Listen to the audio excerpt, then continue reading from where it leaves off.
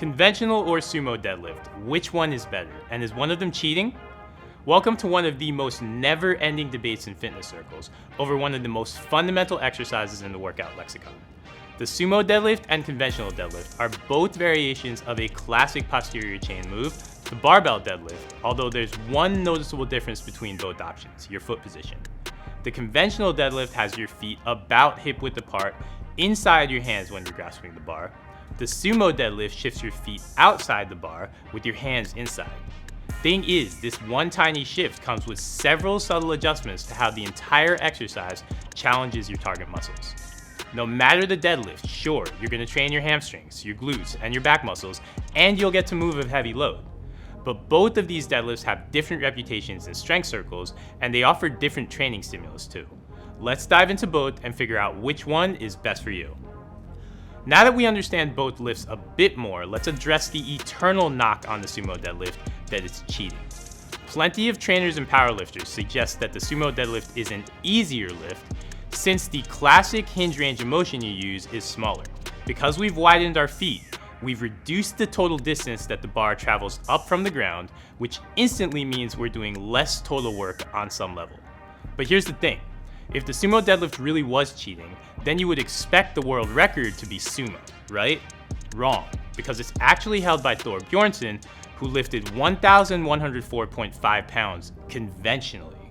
Survey the powerlifting ranks and you'll see elite lifters who lift with both styles, and that's because each deadlift offers different challenges and favors slightly different levers. Yes, the conventional deadlift results in a greater range of motion through your hip hinge, but it's also easier on your hip mobility, and it allows you to stand and retract your shoulder blades more naturally too. The sumo isn't cheating, it's just a different style of lift with different total body demands. Both the sumo and conventional deadlift actually share a host of characteristics because they're both barbell deadlifts. Both of them challenge your hinge, meaning you'll train your hamstrings and glutes, and you'll challenge your spine with load too. Both lifts essentially allow you to stand with a heavy load and squeeze your glutes, and both lifts are going to be among the heaviest weight exercises you do once you've mastered them. The deadlift, regardless of style, is the strongest exercise you're going to do. The difference between these two lifts is all about how they challenge your hips and challenge your spine. And because of those differences, they both serve different purposes in your training. The conventional deadlift is going to result in your spine getting much closer to parallel to the ground, and it will challenge your butt to shift further backwards into your hinge. Because of that, and because you're lifting over a greater range of motion, and thus for a slightly longer span of time per rep, each conventional deadlift rep will challenge your lower back and mid-back more. And because you've pushed your butt back more, you're going to aggressively challenge your hamstrings and glutes over a larger range of motion. The sumo deadlift results in a more upright torso position, and this can help take stress off your lower back. It also has you moving over that smaller range of motion, so it's not going to be nearly as effective at growing your hamstrings and glutes.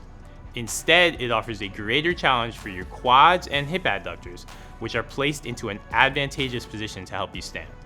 That quad and hip adductor strengthening, though, comes at a cost, because you'll need to train more hip mobility to get into proper position for the sumo.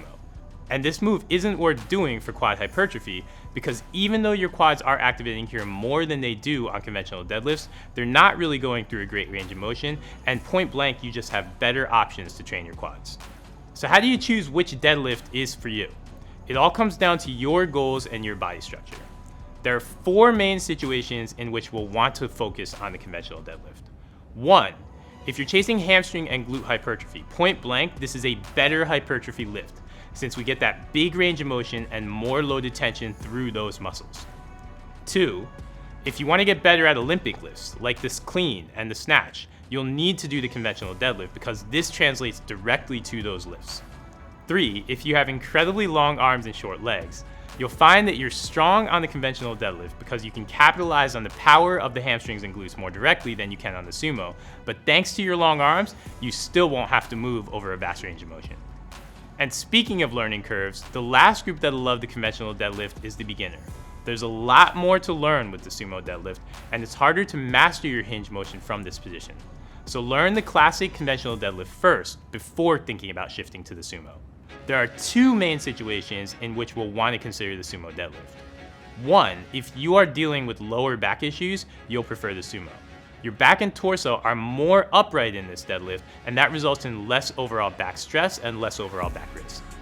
Second, if you have short arms and very long femurs, you may want to give the Sumo deadlift a try.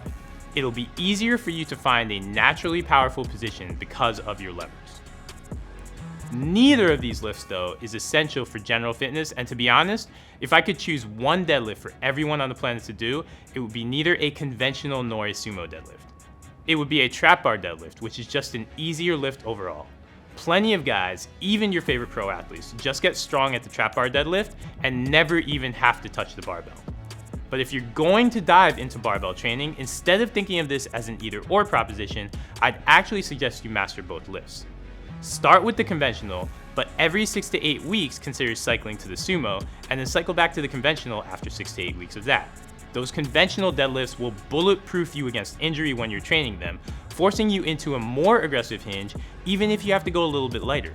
Meanwhile, the sumo cycles will give your lower back a break while also letting you continue to lift heavy loads and possibly even heavier loads once you learn to lift. Let everyone else work their jaws and get caught up in the debate of which deadlift is better. You'll be growing your hamstrings, glutes, and quads with both.